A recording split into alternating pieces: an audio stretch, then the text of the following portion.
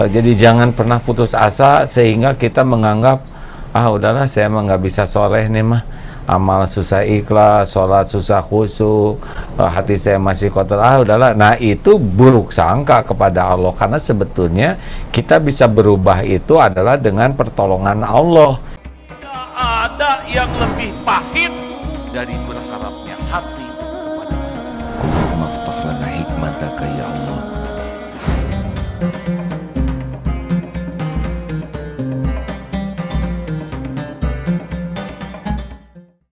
Silakan Ustadz Mulyadi, nomor berapa sekarang? 231. Bismillahirrahmanirrahim.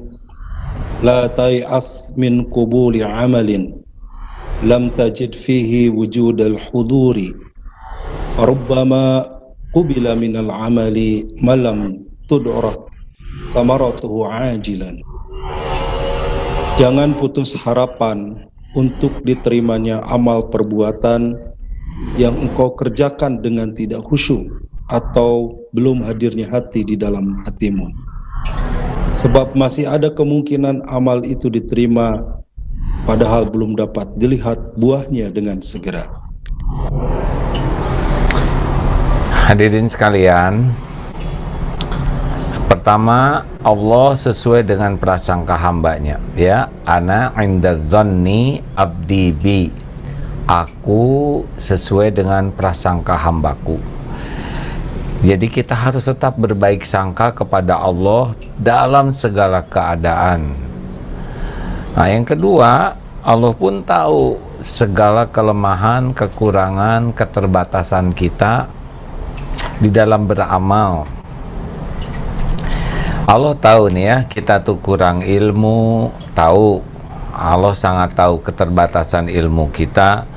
Kemudian Allah juga tahu persis dari ilmu-ilmu yang kita miliki, kita amalkan atau tidak. Untuk mencapai derajat ikhlas, derajat khusyuk, itu sebuah perjalanan yang panjang ya, dan hakikatnya juga pertolongan Allah. Jadi sholat, kita tahu nih, sholat kita ini seperti sholat asar barusan, masih jauh dari kualitas khusyuk, ta'alah gitu ya. Masih banyak larinya pikiran ini. Dan Allah pun tahu pikiran kita lari kemana, pikiran kita tidak ingat kepada Dia. Nah, tetapi ada tapinya nih. Ketika kita mengakui ketidakkhusyuan kita, nah hadirin ya, lalu kita mohon ampun kepada Allah dan minta ampunnya itu benar. Nah ini juga sebuah nilai tersendiri. Ketika kita belum khusyuk, ngaku kepada Allah kita belum khusyuk, kita minta ampun kepada Allah dan kita berusaha khusyuk untuk kedepannya. Nah yang belum khusyuk ini mudah-mudahan bisa tetap ada nilai di sisi Allah, karena kita bisa mengakui, lalu kita bisa bertobat dan kita berusaha memperbaiki. Jadi kalau menunggu sempurnanya amal, memang susah kita nyari amal kita yang sempurna, ya enggak? Sekarang kita cari amalan ikhlas, mana kalau asli belum bisa menemukan amalan yang ikhlas. Tetapi kita berani mengakui bahwa kita ini belum ikhlas, kita minta ampun atas amal-amal kita yang belum ikhlas, dan kita berusaha keras memperbaiki diri supaya bisa lebih ikhlas. Nah itu pun sebuah poin di sisi Allah dibanding dengan amal kita yang udah kita lakukan dan belum dapat kehusuannya, keikhlasannya. Kira-kira kebayang tidak nih hadirin ya? Halo? Kita sekarang sholat, nah yang tadilah asar, kita ada yang udah sholat udah aja, nggak ada evaluasi, nggak ada rasa nyesal dari sholatnya yang jelek, udah sholat sudah.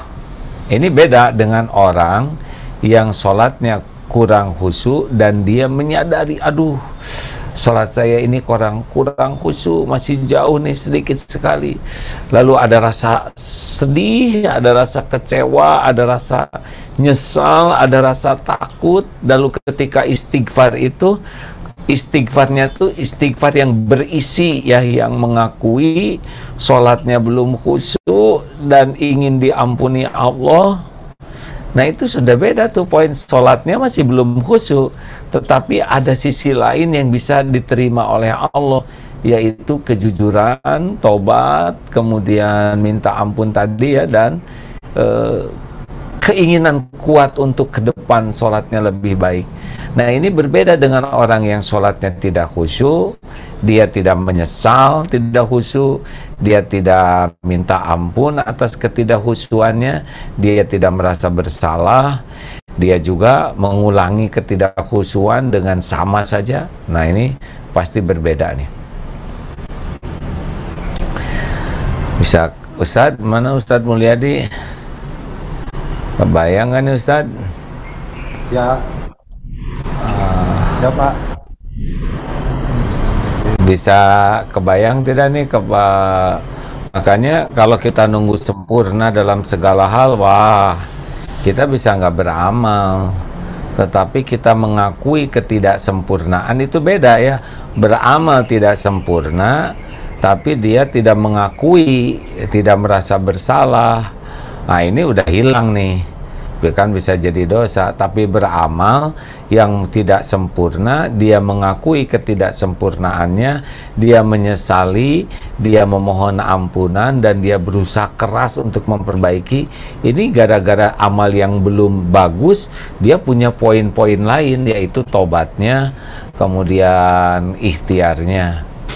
Nah, oleh karena itu jangan putus asa kalau kita merasa, aduh, saya ini belum bagus nih amalan saya.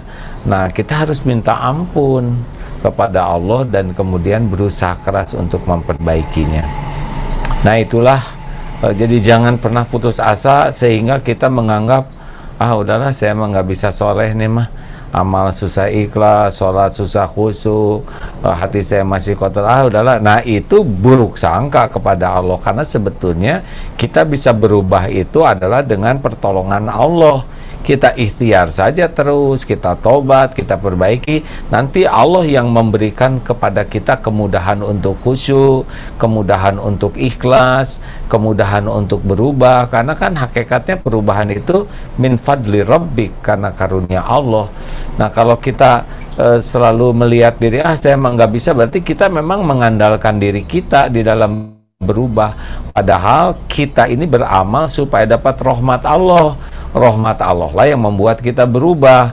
Jadi bukan kita berubah membuat kita berubah, ya. Kita ikhtiar berubah supaya Allah menolong kita berubah. Jelas tidak nih? Bukan kita berubah supaya kitanya berubah. Kita berubah, berusaha berubah agar Allah yang Maha melihat menolong kita.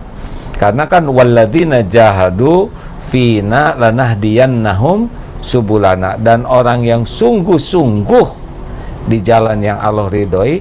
Jadi kan Allah menggantungkan pertolongannya itu dari kesungguhan. Nah, paling yang bisa kita lakukan tuh sungguh-sungguh tobat, sungguh-sungguh memperbaiki diri. Selebihnya kita berubah itu min fadli rabbik, dengan pertolongan Allah semata.